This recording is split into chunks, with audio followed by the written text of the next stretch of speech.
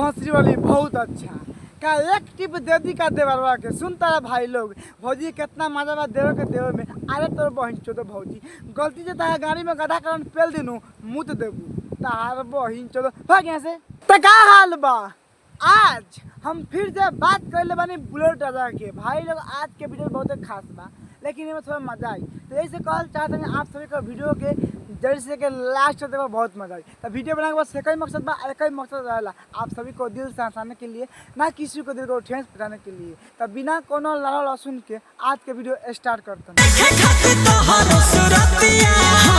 अच्छा देखे खातिर तोहरो सुरतिया अरे भैया और भौजी के सूरत में का चीज बा हो कि देखे खातिर। अच्छा भौजी हमें ये बताओ भौजी के सूरतिया तू देखबा ना तार झाड़ देखियो तार बहन चोद सुनता रह कि देखे खातिर तार सूरतिया तो का बोल भैया आई कहो। अच्छा बाके बेचैन बरतिया कहीं साल में काहे भैया ऐसा कहता कि देखे खातिर तार सूरतिया आ 1200 बेचैन बरतिया। तो कोनो बात ना भैया तेरे भौजी के गाड़ी में उठाई लगा ले उधर की चाटे में मजा आई। हाँ कोनो बात ना चलो भौजी तू आराम से ना मेकअप कर आ जल्दी आओ बाहर काहे कि ताके पहले के बाद। अच्छा तू साफ साफ कह दे कि हम ना दम देखो भैया लोगन तो नीचे गाना समझ में ना आ रहे लेकिन हम बताता हूँ भौजी का नाम भाई भौजी कहते नु कि बिना लेग मतलब बिना नेक के हम स्टेज पर ना जाए। तब भौजी एगो बात कर तू नेक काहे खातिर रहो तू तो मतलब ऑर्केस्ट्रा के माल बारू तो जाके नाचे के चाहिए लेकिन तू नेक लेबू तब बताओ कथी करे खातिर नेक के पैसा तारा पे मतलब कथी के पूजा हो। अरे भौजी भोसरी वाली बहुत अच्छा कि पहले ढोरी के पूजाई हो। सुन तारा भाई लोग भौजी कहती है कि पहले पैसा लेके आओ कि ढोरी के पूजाई हो तार बहन चो भौजी ढोरी के पूजाई करो कहा चाहता रू कि पटा के पेल दिवस हक देबू हक भोसरी वाली।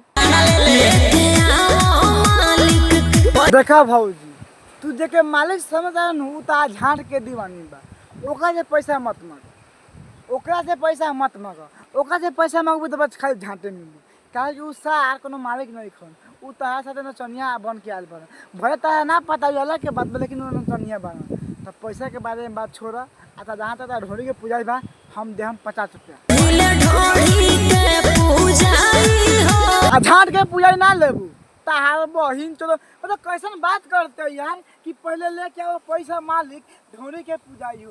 अरे भौजी हम तुम्हारे बिना इस तरह जिएंगे ना क्योंकि हम तुमको अब प्यार करते हैं क्योंकि हम तुमको अब प्यार करते हैं। तपला ढोरी के पूजाई ले लो 5 रुपया लेके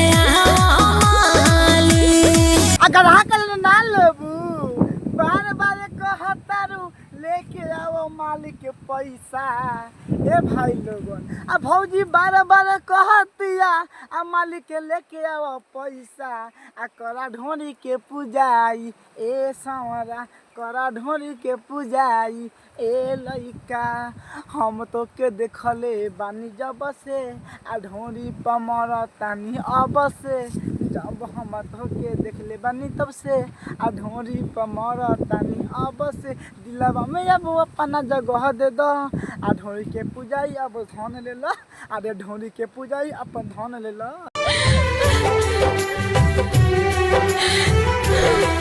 गे छौरी इतना काहे रोता है रे कोनो पटा के पेल दे लो का ना भाई मतलब तुम्हें देखो भाई लोगन तुम्हें खुद देखो यार इतना रो के वीडियो बना रही है बहन वायरल हो गई हम लोग झाड़ छिल रहे हैं हम लोग इतना गाली गलौज कितना प्यार से वीडियो बनाते हैं इतना मेहनत करके कुछ झाँट नहीं खड़ा लेकिन ए मैडम खाली वीडियो में आके रो दी बस वायरल हो गया। मालूम है क्या है कि लड़की है ना हम लड़का है हम 50 रुपये गाँव में आएंगे ना तो 1 रुपया नाम रहेगा लेकिन ये 1 रुपया मरा लेगी ना तो बोलेगी 50 रुपये मरा रहा हूँ इसीलिए ऐसा होता है। कोई बात नहीं तुम ही वायरल हो तुम ही पैसा कमाओ हम लोग तो झाँट छिलवे करें।